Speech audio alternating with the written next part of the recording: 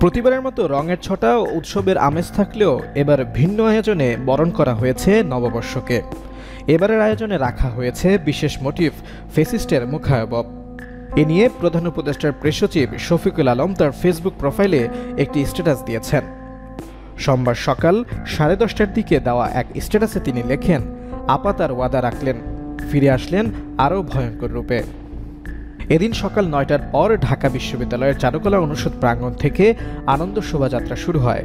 এতে বিশ্ববিদ্যালয়ের শিক্ষক শিক্ষার্থী, বিভিন্ন সাংস্কৃতিক সংগঠন, কৃষক ও রিকশাচালক প্রতিনিধি, নারী ফুটবলার এবং 28টি ক্ষুদ্র নৃগোষ্ঠীর সদস্যসহ নানা শ্রেণী পেশার মানুষ অংশগ্রহণ করেন।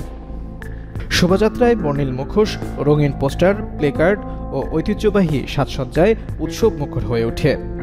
ফিলিস্তিনের প্রতি সংহতি জানিয়ে এতে ফিলিস্তিনের পতাকা ও প্রতীকী মোটিফ যেমন তরমুজের ফালি ব্যবহৃত হয়।